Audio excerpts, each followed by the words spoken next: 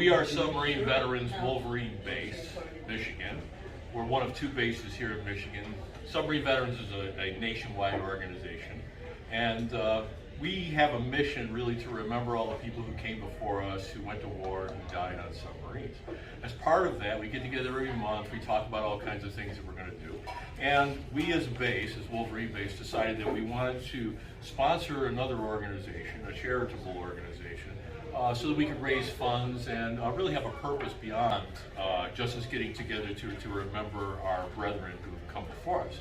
And so we looked around and we were so happy to find Veterans Returning Home, a unique organization that helps people, helps other veterans. That's totally private, and that's unique in our experience and here in Michigan. So that's why we decided to become supporting partners.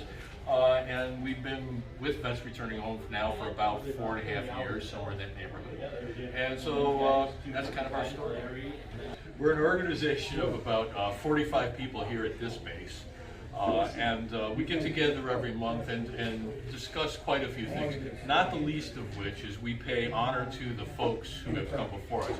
We do a ceremony every month called the Tolling of the Boats.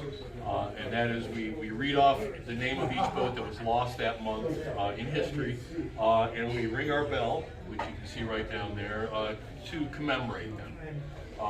We also pray for their souls, and we also pray for our country and what's going on with us. And we get together, we talk about all the things we're going to do, primarily fundraising type of things, marching in the Memorial Day Parade. We brought our float today. The reason we brought our float today, by the way, it wasn't some PR thing. The real reason we brought it is because we have members who have not seen the float because they couldn't participate in the parade, so we wanted them to be able to see that. It's brand new, we just built that this year. And that's, again, a community outreach type of thing. We drink beer, tell stories, and take names. Camaraderie. Yes, this is all about camaraderie. In our meetings, by the way, everybody is invited. So the entire family, anybody you want to bring with you, family, friends, spouses, significant others, you name it, all are welcome here, and all the events that we do. Awesome. It's kind of who we are. We're submarine veterans. We're bubbleheads. We're people that ride beneath the waves. And there are only two kinds of ships: submarines and targets. That's right. Yep. Brothers of the Fin. Brothers of the Fin, the dolphins. That's what he's talking about, the fin. Yep. The beach party. Beach party. Steel deck party. Steel deck party. Steel beach. That's where they let you out of the boat and you go up topside on the boat and you have some food and stuff. It's like you're on the beach, but it's made out of steel, so it's steel beach. And usually have a swim call, that kind of thing. If we ever come up to the surface. Typically, nowadays we typically don't surface. We submerge and that's it. Typically going through the Panama Canal. 2 months, 3 And months. they have a steel deck. You have a steel beach. Yep. Guys, can I have your attention? So the total for Vets Returning Home is $241 for this month, so thank you. Thank you for your generosity.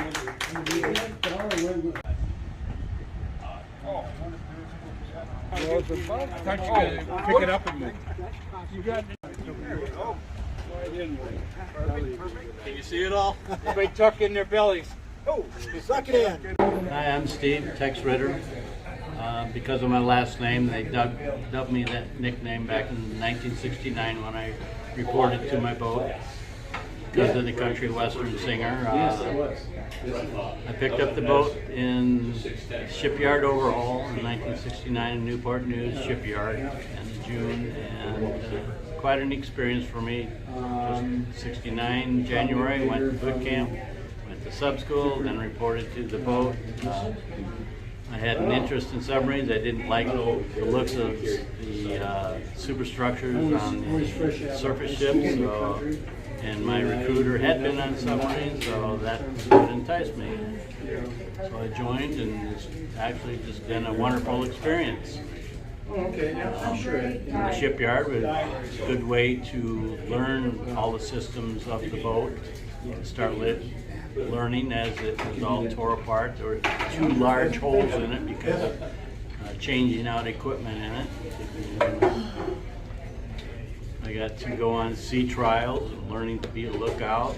I was only in the seaman gang at the time. So anyway, because of going to sub school, that fulfilled my A school requirement, so I had to be a striker, which meant that I was suggested to go to be a storekeeper, became a storekeeper, and there were only 2 of us on the submarine, and then I ended up being a junior storekeeper. Did many, because of my capability of steering the ship, ended up being maneuvering watch helmsman a lot, going in port, out of port, also battle station helmsman. I was selected for that, and then later on I expanded my duties on the boat. I qualified for sonar, and then later on I did 6 patrols total. We did them out of Guam. We were operating out of Hawaii, but we did our patrols, change crews in Guam. My last patrol I qualified for sonar supervisor, charge of three of us in the group for sonar. A supervisor, which was kind of unheard of for a storekeeper. So after that, my wife, we got married before that last patrol, and I decided to get out. Sometimes I have regrets that I didn't stay. The yellow shirt means. Well, the yellow shirt is really, well, the hat, okay, the yellow hat is, back in 1971 I qualified submarines, and you go through a qualification process when you're on a submarine. If you don't qualify, what you are doing is you need to learn various things on certain systems. Depending upon what your job was on the submarine, there are different levels of qualification. But everyone has to qualify. If you do not qualify, do not learn these systems and know what to do in emergencies, because if there's an emergency, you need to know what to do at that time to save the ship. It's everybody's job to save the ship. That's why there's such a camaraderie in submarines. Everyone knows that each other's life depends upon each other. And being qualified, receiving dolphins, I was pinned on March 5th of 1971. So in the United States Submarine Veterans Incorporated that I belong to with this base group, 50 years when you're qualified, then you get to be inducted into the Holland Club, and I was inducted just a year ago. It's a great honor. Being in the submarine service is a great honor. We had great food, and it's just an upper class of people to work with, because everybody was there to do a job. But as far as the qualification, if a person wasn't meeting the level of advancement that you needed to do in your qualification, generally you're giving about a year to qualify on a submarine. If you don't, you are dismissed from the submarine service. I was lucky in that I was on a fleet ballistic missile submarine. The Daniel Webster 626 was a unique boat of the missile submarine in that it was the only submarine that had missiles back in the 41 for Freedom. There were 41 of those type of boats. My boat was the only one that had bow planes. And, later on in the next overhaul, after I was gone from the boat, I changed back to the main sail like the other boats were. But anyway, it offered better control at periscope depth. That was the uniqueness of our submarine, and it was really identifiable. With our submarine, in 1970, March, when we were going from the East Coast, we were going to Hawaii, so naturally you go through the Panama Canal. It was naval history on March 14th, 1970. I was helmsman for that maneuvering watch, a very long maneuvering watch, started about 5:20 in the morning and didn't end until probably around 4:30 in the afternoon, somewhere in that time frame. was when we were going to the Panama Canal on Baton Lake, us going west to the Pacific. There was a fast attack submarine, the 612 Guardfish, was going east to Pascagoula, Mississippi for overhauls. This was the first passing of 2 nuclear submarines. So the Navy took official photos of that, and it's documented that that was the first passing of 2 nuclear submarines. And I was helmsman for that event.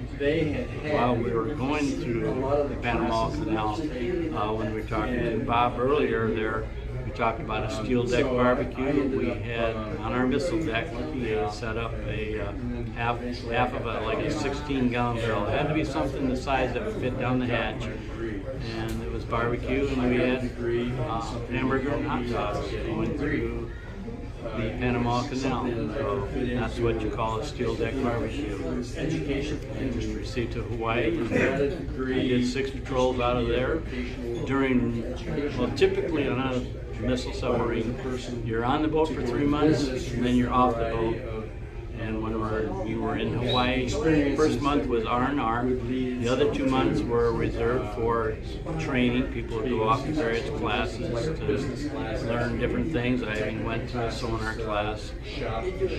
During one of my off crews, I worked with the 651 fast attack nuclear submarine Queenfish. They were prepping to go to a Westpac cruise, and so I worked with them, temporarily assigned to them for a month, and then I got to go on sea trials with them. During those sea trials, they did their angles and dangles, and when you've been in an airplane and when they bank and dive and turn and everything, fast attack actually does that, so it's quite an experience. And those fast attack submarines, they also dive to almost double the depth of what a missile submarine has. So that was my life for a little over 4 years. I thoroughly enjoyed it. Good food, good people, and nothing. Just a great experience. Sometimes I have regrets that I didn't stay in longer, but that's the way it ended up. Thank you. My name is Carl Stramer, alias Carmelo Stremata. I joined the service right after Pearl Harbor. In fact, I even lied about my age before I went in. I forged my parents' signatures on the applications. And the first thing you know, I was on my way to Great Lakes, Illinois in the Navy. Once I got out of Great Lakes, which was a training on how to sleep in a sleeping bag and how to hang it up on a hook, which was very, but that's the way it was in Aspen. We ended up in Chicago. Chicago was a place where everybody went around and picking out someplace they want to do in the service. I was challenged by a chief petty officer that were looking for recruits for submarines. And whenever the guy come and talk to me, I backed up the idea that I'd never figured on being a submariner. He was pretty dogged, and finally after the third time I says, okay, where do we go? New London, Connecticut, one thing and another. First thing you know, I'm on a train to New London, Connecticut with a bunch of other guys. When I got there, the most thing that impressed me was the tower of rescue, and that was quite a deal. I'm not afraid of the water, never was when I was young. And the first thing I wanted to know was go up that tower, go through whatever they wanted to do. After the training there at the sub base, we were anxious to find out where we were going to go to pick up a new boat, either East Coast, West Coast. They said, no, you're going to Lake Michigan. This surprised us because pick up a brand new submarine, you don't pick them up in Lake Michigan. But it just so happened that those folks up there got a contract to build submarines. That wasn't half of it. The rest of it was, how do you get it in salt water? You get an extra 2.5%. I had a barge that was made specially for hauling submarines down to Mississippi. That outfit built about 28 submarines and put them in salt water. We got down to New Orleans. The boat was fitted out. My wife came down at the time. We got married when I was down in New Orleans. So I go there and after we were ready to go leave, I sent her home. From there we went through Panama, the canal. Once we got into the Pacific, we headed to Australia. This was a surprise. We figured we were going to Pearl. This trip to Australia was I thought it helped us out because it gives us extra time to learn how to handle and perform in the submarine. We had a time element that we had to beat because of possibility we were topside, cruising around, all of a sudden aircraft come by. We had to get her down in less than a minute, button her up. And this we learned, practice day by day till we got to Australia. And that, to me, that helped us. That really put us on the edge where we could control the boat. From there, we maneuvered around. The Japanese were kicking us out of northern Australia, and we went down to southwest Australia.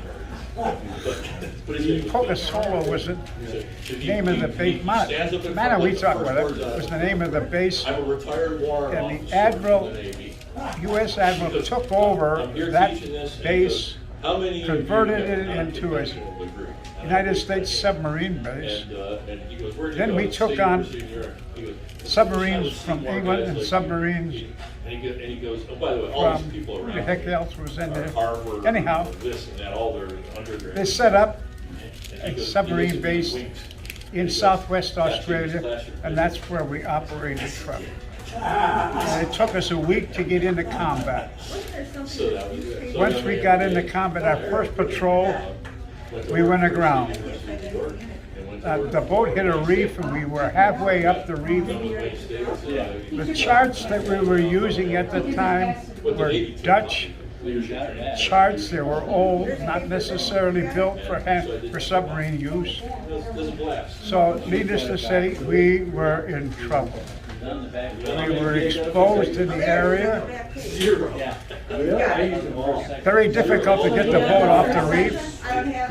Finally, by rocking and rolling, we finally got the submarine off the reef. At that time, we lost 2 forward torpedo tubes. We didn't even go down to look for the simple reason we didn't have time. Maneuvering around, we did find a target. Needless to say, the torpedoes at that time were not very accurate. Some of them would go one way, some would go other way. But the problem was these were surface riding torpedoes, and whoever you were shooting at, if they were high enough, they could spot. And we got in trouble because we got spotted by the Japanese sub-chaser. And from there, we had to take her down. Took her down to 150 feet, 200 feet. The depth charges were getting in. And needless to say, we spent 30 hours in the water trying to get away from 2 sub-chasers. Completely damn near disabled the boat. Finally, after 35 hours, we took her up. We were going to take on the whole Japanese Navy. We were so weak, we weren't ready for any type of combat. Once we got topside, fresh air and one thing and another, we took her back down, rested for 25 hours, and then went back up and actually went down to Australia. We got into the upper part of Australia, took on more fuel, Then got down to the base where we started from. We got off the boat, all the survivors got off the boat, and spent close to a month trying to get everything together. Some of the fellas didn't want any more submarine service, so they asked for transfer. We had one gentleman that tried to get up through a hatch, had to drag him down and tie him down to keep him from going up, trying to get up through a hatch. So there were a couple of guys that just didn't want submarine service anymore, so they transferred and went someplace else. After resting and getting the boat back in shape, we went back out on patrol. I patrolled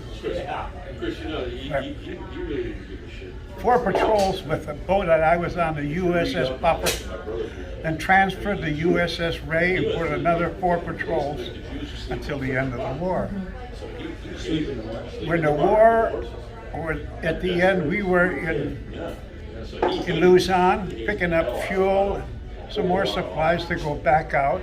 And then they announced that the war was over. So we just looked at each other and that was it. We just, okay, it's over.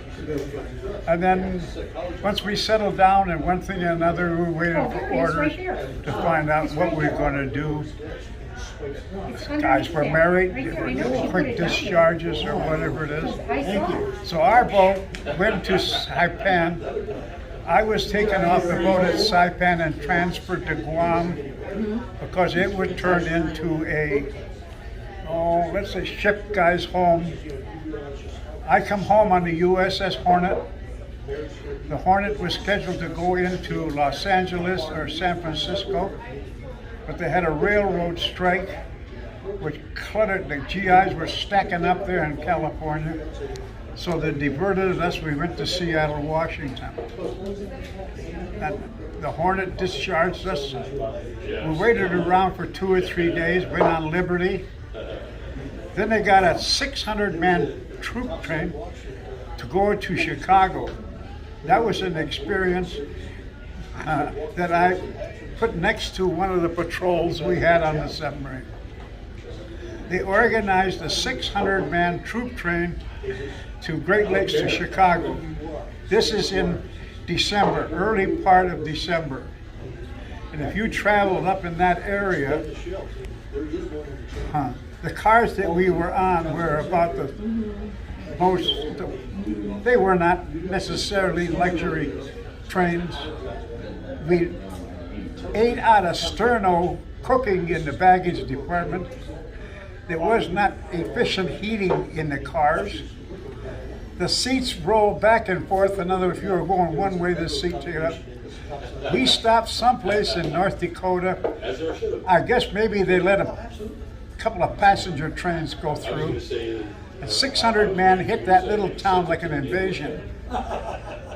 And we went to bars, grocery stores, or anything else, see if we could get medication, Vicks salve. They hauled beer on by the case, and booze, whatever we could get in the time that we were at that little station.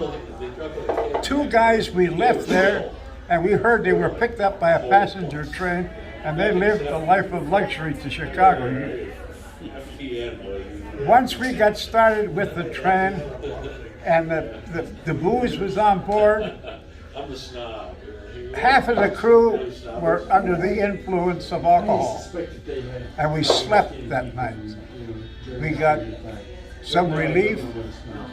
The next day, the beer bottles were rolling down the car whenever we went uphill, and the beer bottles were rolling down the car when we went downhill.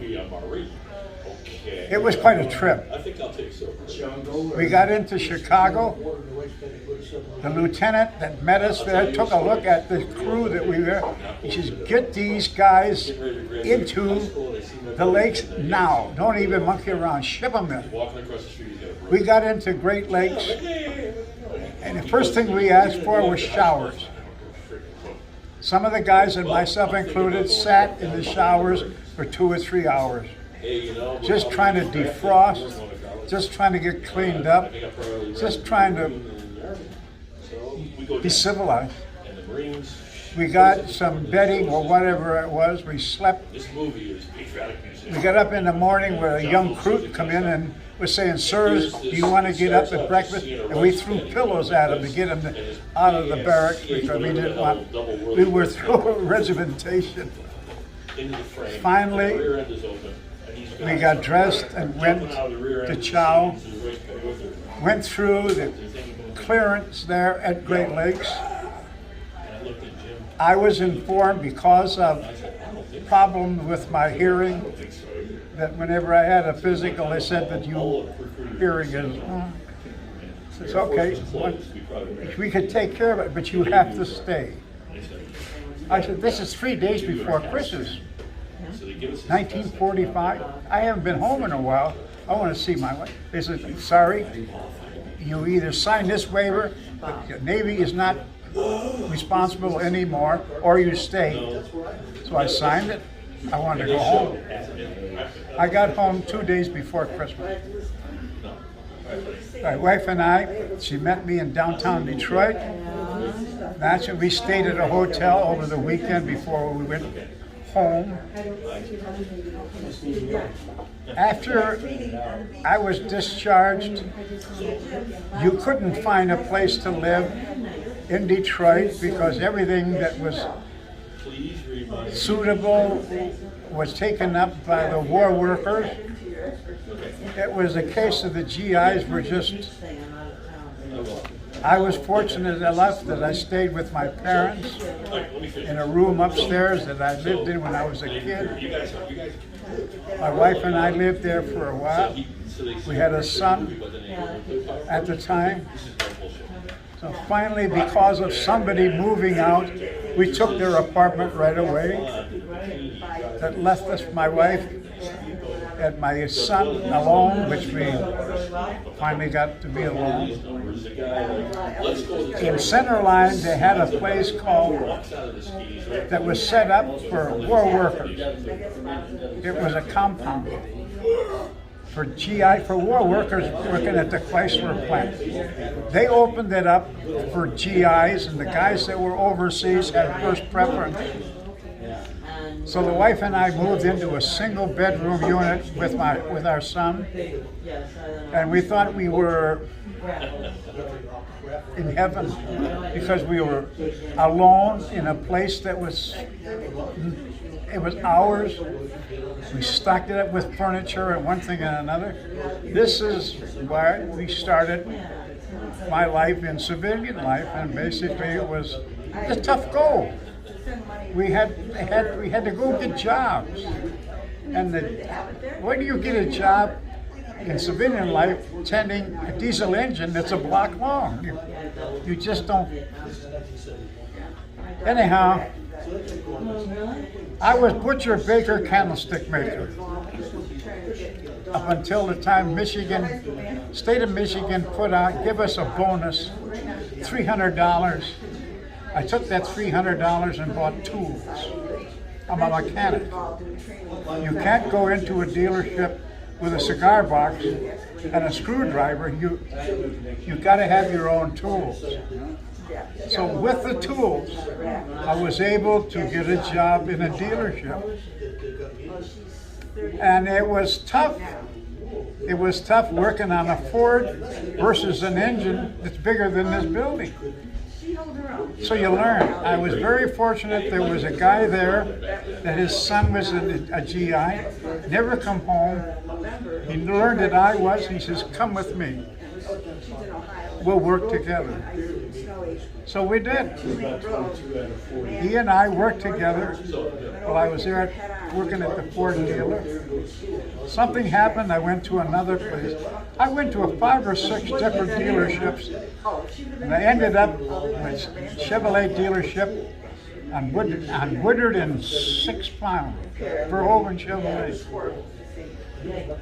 I spent 5 or 6 years there. And I finally got a chance to get in with General Motors Technical Center, which was paradise. It was just, you can't find a better place. But when I started getting $400 a month, I was making more than that in a dealership.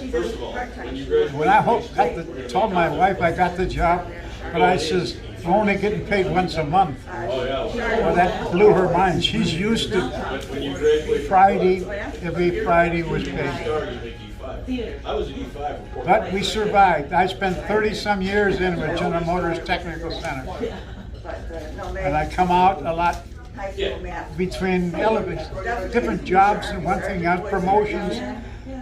I come out of their 8th level, which satisfied me because I really didn't have the technical schooling that the rest of them. I only went through 10th grade. Then the government taught me the rest of my life. So I have 4 boys. My son is here. My number 2, third son. Number 3 is here, Jim Kramer. Jim was off to see the world, went to California for quite a while. Then when this virus hit, he retired. And he come home, so now he's taking care of it. My wife passed away this last January. She spent 5 years. Yeah, 5 years in a care facility. In intensive care with Alzheimer's. It was unfair. It's an unfair disease. How it robs. She was a beautiful woman. We've been married how many? Last year you were married 78 years. There's nobody, some people in this room aren't 78 years old. Right. I miss her very much. So that's up until now where I got with these folks of my own, Submarine people. This didn't happen to me until later on. In the last 6 years, I never was involved in any of the military stuff. Never went back. Never. So, well, that's just about it. So I'm sitting here talking to this young lady. Thank you.